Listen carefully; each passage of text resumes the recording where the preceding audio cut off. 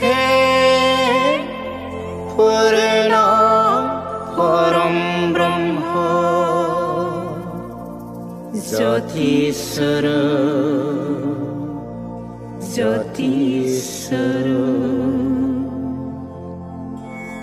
ব্যৰ্থ হইলা জন্ম, ঈশ্বৰে কোৱা কথা তেওঁলোকে পালন কৰা নাই, তাৰ কাৰণে তেওঁলোক পাপ জমা কৰি আহিছে আৰু এইটো জীৱন তেওঁলোকৰ বৃথা এনেই আছে বুলি কৈছে। ঈশ্বৰক ভজিবৰ কাৰণে আহিছিলে, অৰ্থাৎ ঈশ্বৰক ভজাৰ সৎ কৰ্মটো তেওঁলোকে কৰিব পৰা নাই।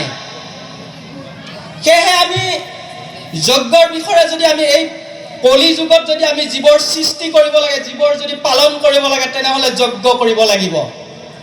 আৰু সেয়েহে ভগৱান শ্ৰীকৃষ্ণই ৪ৰ্থ অধ্যায়ৰ ২৮ নম্বৰ শ্লোকত কৈছে যে যজ্ঞৰ ৪ প্ৰকাৰ অৰ্জুন প্ৰধানকৈ দৈব্যযজ্ঞ, তপযজ্ঞ, যোগযজ্ঞ আৰু জ্ঞান যজ্ঞ।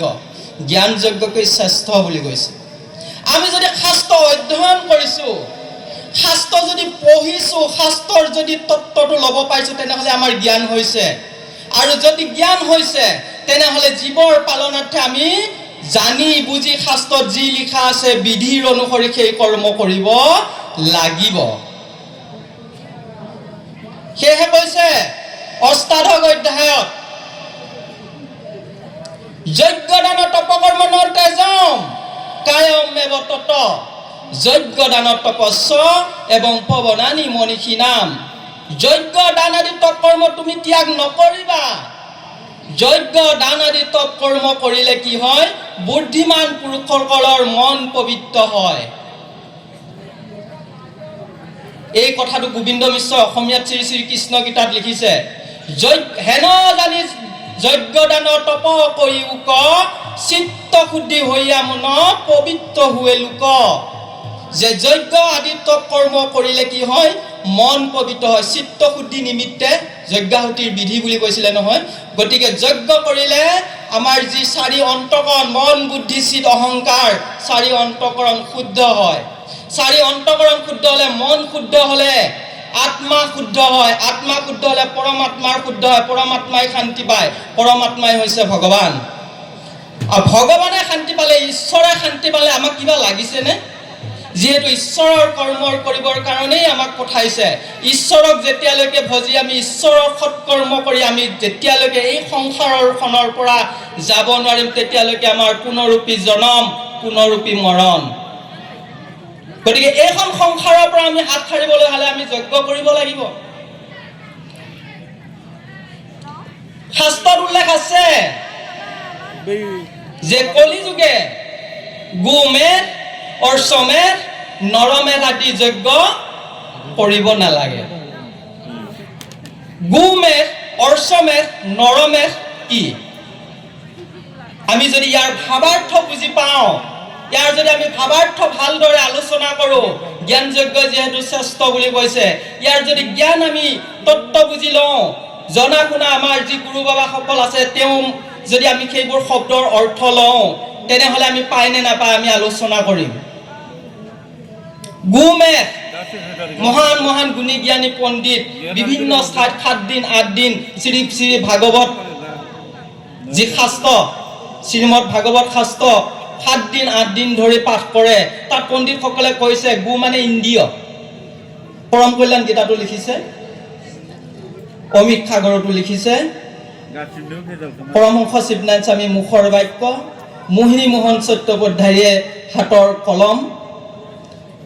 গতিকে গো মানে ইন্দ্ৰিয়, মেদ মানে বশ। ইন্দ্ৰিয়ক আমি বশ কৰিব লাগে। অশ্বমেধ, অশ্ব মানে মন। আমি মনক নিয়ন্ত্ৰণ কৰিব লাগে। মনে আমাক বুদ্ধি হত কৰি নানান ঠাইত গতি কৰাই, পাপত পেলায়। গতিকে আমি মন আৰু ইন্দ্ৰিয়ক বশ কৰিব লাগে। যেতিয়ালৈকে আমি মন আৰু ইন্দ্ৰিয়ক বশ কৰিব নোৱাৰিম, তেতিয়ালৈকে আমি ঈশ্বৰৰ সৎকৰ্ম কৰিবলৈ আমি বিপথে পৰিচালিত হওঁ বা আমি নোৱাৰোঁ। যেনেকৈ আমি অজ্ঞানত আছোঁ। অজ্ঞানে হৈছে আন্ধাৰ। আন্ধাৰত থাকিবলৈ হ'লে আমাৰ পোহৰৰ প্ৰয়োজন। আমি পোহৰ ক'ৰ পৰা পাম? পোহৰ পাবলৈ হ'লে আমি তাত বন্তি জ্বলাব লাগিব। বন্তি জ্বলাবলৈ লগা হ'লে আমাক চাকি শলিতাত তেল প্ৰয়োজন। তেল যেতিয়ালৈকে দি থাকিম, তেল যেতিয়ালৈকে পোৱা যাব, শলিতাডাল যেতিয়ালৈকে থাকিব তেতিয়ালৈকে তাত অগ্নি থাকিব, পোহৰ থাকিব, তেতিয়ালৈ আমি দেখা পাম, জ্ঞান হ'ব।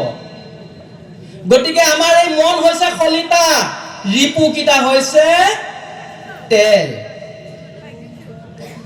ইন্দ্ৰিয় আৰু মন, ইন্দ্ৰিয় আৰু মনক যেতিয়া বশ কৰিম তেতিয়ালৈকে আমাৰ জ্ঞান আহৰণ হ'ব।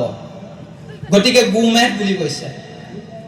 গতিকে ইন্দ্ৰিয় আৰু মনক আমি বশ কৰিব পাৰিব লাগিব, তেতিয়াহ'লে আমি ঈশ্বৰৰ উপাসনা কৰি শ্ৰদ্ধাৰ ভক্তিয়ে তেওঁ জ্ঞান স্বৰূপ আৰ্জন কৰি আমি এইখন সংসাৰৰ পৰা যাব পাৰিম। তাকে কৈছে গুৰুমেধ আৰু অশ্বমেধ। নৰমেধ, নৰমেধ মানে কি? এই সূক্ষ্ম স্থূল চৰাচৰ স্ত্ৰী পুৰুষক লৈ তেওঁ সৃষ্টি কৰিছে, বিৰাট পূৰ্ণ পৰব্ৰহ্ম জ্যোতি স্বৰূপে সকলোকে সৃষ্টি কৰিছে। সৃষ্টি প্ৰক্ৰিয়াকে আমেৰিকাত থকা মানুহজন বেলেগকে সৃষ্টি হৈছে নেকি? এইখন পৃথিৱীত যিমান জীৱ সৃষ্টি হৈছে সৃষ্টিৰ প্ৰক্ৰিয়াকে চাৰিমুঠি জীৱৰ চাৰিটা ভাগত সৃষ্টি কৰিছে। অন্ধজ চেদজ, কালি ৰুদ্ৰ বাবাই আৰু আমাৰ যি প্ৰচাৰ সংসদৰ বাবা বীৰেন বাবাই তেওঁ এইখিনি কথা আপোনালোকক বিতংভাৱে কৈছে। মই আপোনালোকক নকলেও হ'ব, নিশ্চয় বাবাই বৰ সুন্দৰকৈ বুজাই কৈছে, আপোনালোকে বুজি পাইছে। গতিকে আমাৰ এই যি অশ্বমেধ নৰমেধ, আমি এতিয়া এই নৰমেধ যে নৰ সকলোৱে যিহেতু পৰমাত্মাই সৃষ্টি কৰিছে, তেনেহ'লে আমি সকলোৱে সমান, কোনো উচ্চ নিচ নাই, ভেদাভেদ নাই, কোলা বগা নাই, ওখ চাপ নাই, জ্ঞানী অজ্ঞানী পণ্ডিত নাই, আমি সকলো সমান, ব্ৰহ্মময় এজন ঈশ্বৰৰ আমি সন্তান। এই ভাৱটো যেতিয়া হৈছে তাকে কৈছে নৰমেধ।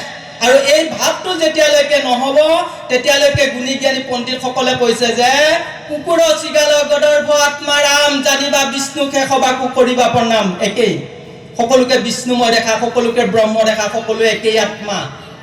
যেতিয়ালৈকে আমি সকলোৱে একেই আত্মা নেদেখিম, উচ্চ নিচ ভেদাভেদ দেখিম, তেতিয়ালৈকে আমাৰ জ্ঞান আহৰণ হোৱা নাই আৰু তেতিয়ালৈকে আমাৰ ঈশ্বৰৰ ভক্তি হোৱা নাই। তাকেই কৈছে নৰমেধ। আমি কি দেখো? উচ্চ নিচ ভেদাভেদ দেখো। সেয়েহে ভক্ত বাবা আই মাতৃসকলে উচ্চ নিচ ভেদাভেদ ভাৱ পৰিত্যাগ কৰিব লাগে, তাকেই কৈছে নৰমেধ।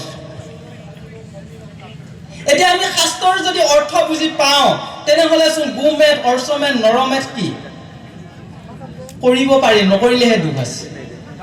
সেয়েহে পৰম কল্যাণ গীতাত কৈছে যে অগ্নিত আহুতি দিয়া, আপুনি দিয়ক আৰু আপুনি দিয়াওক। ইয়াৰ বাবে যদি কোনোবাই নিদিয়ে তেনেহ'লে দুখ তেওঁ হ'ব, আপোনাৰ নহয়, মোৰো নহয়। যি কৰ্ম কৰিলে, যিয়ে যি কৰ্ম কৰে তেওঁহে ফল পায়। কোনোবাই ধান খেতি কৰিছে, ধান পাব। কোনোবাই সৰিয়হ খেতি কৰিছে, সৰিয়হ পাব। কোনোৱে যদি একো কৰা নাই, তাত কাঁইটৰ গুটি পৰিছে, কাঁইটৰ গছ হ'ব। ধান নহয়, তাত সৰিও নহয়, মাহো নহয়। গতিকে যি যি কৰ্ম কৰিছে, যি কৰ্ম কৰিলে ঈশ্বৰে কৃপা দিয়ে আমাক, সেই কৰ্ম কৰা উচিত। গতিকে এইখন সংসাৰৰ পৰা আমি পৰিত্ৰাণ পাবলৈ হ'লে, কালি কৈছে বাবাসকলে যে 84 লক্ষ জনী ভ্ৰমণ কৰি কৰি আমি নৰ জন্ম পাইছো। নৰ জন্মটো হৈছে আমাৰ প্লান্টিক চক, মানে এই বলটো মাৰি দিলে গোল হ'ল, যদি আমি গোল হ'ল অৰ্থটোৱে হ'ল মুক্তি। আৰু যদি মুক্তি পোৱা নাই তেনেহ'লে আকৌ খেল আছে কালিলৈ, মানে আকৌ আমাৰ জন্ম আছে কালিলৈ। গতিকে এই জন্ম মৃত্যু জীৱন চক্ৰৰ পৰা আমি হাত সাৰিবলৈ হ'লে ঈশ্বৰৰ মুখৰ বাক্য, ঈশ্বৰৰ মুখৰ বাক্য হৈছে বেদ। আৰু বেদৰ সেই নীতি, সেই শাস্ত্ৰৰ নীতি আমি মানিব লাগিব। আৰু 16 নম্বৰ অধ্যায় 23 নম্বৰ শ্লোকত সেইটো কথা কৈছে ভাগৱত গীতাত যে যি শাস্ত্ৰৰ বিধি অনুসৰি যিজনে কৰ্ম নকৰে তেওঁ শান্তি পায় নে, সুখ পায় নে, জ্ঞান পায় নে, গতি পায়? একোৱেই নাপায় বুলি কৈছে। গতিকে শাস্ত্ৰত যদি লিখা আছে সেইজন অৱতাৰী শ্ৰীকৃষ্ণই যদি দুষ্টক দমন, শান্তক পালন, অধৰ্ম নাশ কৰি ধৰ্ম প্ৰতিষ্ঠা কৰিবৰ কাৰণে তেওঁ যদি কৰি গৈছিলে ভাগৱত গীতাত, তেনেহ'লে সেইদৰে আমি পালন কৰিবলৈ হ'লে যজ্ঞ কৰিব লাগিব, নহ'লে পাপী হ'ম বুলি কৈছে। পাপীসকল এনে জীয়াই আছে। গতিকে এইখন সংসাৰৰ পৰা আমি তৰি যাবলৈ হ'লে, জন্ম মৃত্যু জীৱন চক্ৰৰ পৰা হাত সাৰিবলৈ হ'লে আমি ভকত হ'ব লাগিব। ভ শব্দে ভগৱন্ত, ভ শব্দে ভক্তি, ঈশ্বৰক ভক্তি, ক শব্দে কৰ্ম, ক শব্দে কৰ্তা। নিজে ঈশ্বৰক ভক্তি কৰি যাব পাৰিলেহে ভকত। গতিকে সেয়েহে পৰমহংস চিত্তনাৰায়ণ স্বামীয়ে সাৰণী টকীয়াটো লিখি থৈছে, অনাশ্ৰিতং কৰ্মফলং কাৰ্য কৰ্ম কৰোতি য সন্ন্যাসী যোগী না নিৰাজ্ঞ চাক্ৰিয়। আশা নকৰাকৈ যিজনে মোৰ কৰ্ম কৰিছে সেইজন মোৰ প্ৰিয় সাধু ভকত। কিন্তু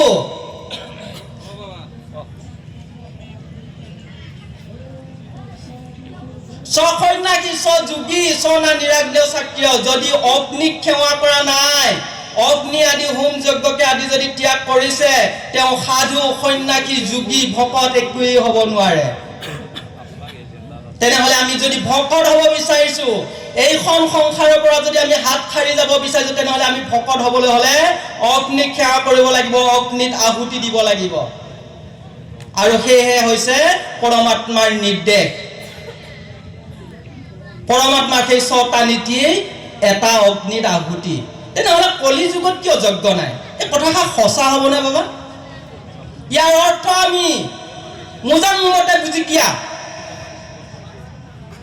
মা অৰ্থ। গতিকে আমি ইয়াৰ অৰ্থবোৰ বুজিবলৈ যত্ন কৰিব লাগে। সৌসিদিনা ৰুদ্ৰ বাবাই মৰিগাঁৱত কালি আমাৰ ৰুদ্ৰ বাবাই আপোনালোকক ধুনীয়াকৈ কৈ গৈছিলে। তেখেতে এটা সৰু লেচন দিছিলে মোক, আমি আলোচনা কৰিছিলোঁ।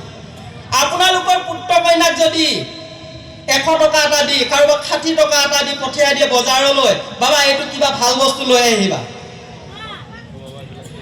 তেতিয়া তেওঁলোকে গৈ যদি বস্তুটো নানে, আপোনালোকে কি কৰিব? ভক্ত বাবা মাতৃসকল, ল'ৰাটোক দুখ দিব, কোনোবাই গালি পাৰিব, নহয় জানো? তদ্দুপ এই যে 100 টকা দিছিলে, এই 100 টকাটো আমাৰ আয়ুস 100 বছৰ, কাৰোবাক 60 টকা দিছে 60 বছৰ আয়ুস, আমাক এই পৃথিৱীখনত ভাল কৰ্ম কৰি ফল নিব দিছে, ঈশ্বৰৰ আজ্ঞা মানি কৰ্ম কৰিব দিছে। কিন্তু সেই ল'ৰাটোৱে কি কৰিলে? বজাৰত গৈ পুতলাৰ খেল, বান্দৰ খেল এইবোৰ চাই থাকোতে পইচাটো তাত সেই বান্দৰ নচোৱা, ভালুক নচোৱা যাদুকৰজনক দি দিলে। তেওঁ লৈ আহিব নোৱাৰিলে। যিহেতু তেওঁ লৈ আহিব নোৱাৰিলে, খালী হাতে আহিলে দেউতাকৰ ওচৰলৈ। তদ্দুপ আমাক 100 বছৰ 60 বছৰ আয়ুস দি, কাৰোবাক 120 বছৰ আয়ুস দি পঠাইছে, আমাক ঈশ্বৰৰ কৰ্ম কৰি ভাল ফল নিবলৈ পঠিয়াইছে। আমি কি কৈছো? ল'ৰা ছোৱালী তিৰোতা পুত্ৰ কন্যাৰ সহিতে এই সংসাৰখনৰ মায়াৰ মোহত আবদ্ধ হৈ থাকি আমি পুতলাৰ নাচ চাই চাই গুচি গৈছো খালী হাতেৰে। শাস্ত্ৰ অধ্যয়ন কৰিছো, শাস্ত্ৰত লিখা থকা কথাকে আমি বুজিব পৰা নাই। তেনেহলে আমাৰ কি হ'ব? সেই পুনৰূপী জনম আকৌ আহিব লাগিব, বা সেই দেউতাৰ গালি শুনিব লাগিব, দেউতাই দিয়া শাস্তি গ্ৰহণ কৰিব লাগিব, অৰ্থাৎ আমাৰ আকৌ পুনৰ জনম হ'ব। সেয়েহে শাস্ত্ৰ বিধিত আছে। আৰু পৰমহংস চিত্তনাৰায়ণ স্বামীয়ে কৈ গৈছে, পৰম কল্যাণ গীতাতো কৈছে যে অগ্নিত আহুতি দিয়ক আৰু দিয়াওক। কোনোবাই দিছে নিদিছে তাক বিচাৰ কৰি থকাৰ আমাৰ প্ৰয়োজন নাই। আমি পুত্ৰ কন্যাসকলক শিকাব লাগে ঈশ্বৰৰ মুখৰ বাক্য। আমি এনেদৰে কৰ্ম কৰি গ'লে নিশ্চয় আমি তেওঁ পৰমাৰ্থ কৃপা পাম। তাৰ অবিহনে অন্যথা যিমান শাস্ত্ৰ আছে, কতো শাস্ত্ৰতে লিখা নাই যে যজ্ঞ ত্যাগ কৰিব লাগে। যদি যজ্ঞ ত্যাগ কৰিব লাগে, কোনজন ঈশ্বৰেনো অৱতাৰ লৈ কৈছিলে? যদি কৃষ্ণই যদি ঈশ্বৰ হয়, ভগৱান হয়, অৱতাৰ যদি লৈছিলে, তেনেহলে তেওঁ দেখোন কৈ গৈছে যজ্ঞ দান তপকৰ্ম ন তেজম কায়ম এব তত, যজ্ঞ দান তপস্য এবং পৱনানি মনীষী নাম।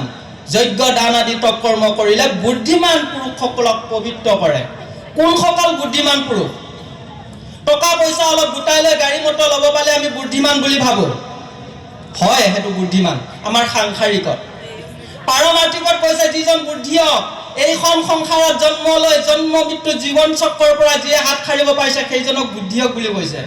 গতিকে যদি আমি বুদ্ধিয়ক হওঁ, তেনেহলে ঈশ্বৰৰ পৰমাৰ্থ তত্ত্ব জানি, ঈশ্বৰৰ মুখৰ বাক্য শুনি, শাস্ত্ৰৰ অধ্যয়নে যদি যজ্ঞ হয়, সেই জ্ঞান যজ্ঞ যদি শ্ৰেষ্ঠ হয় সেই জ্ঞানৰ দ্বাৰা আমি জ্ঞান আহৰণ কৰি ঈশ্বৰৰ মুখৰ বাক্য পালন কৰি আমি অগ্নিত আহুতি দিয়াটো শুদ্ধ আৰু সত্য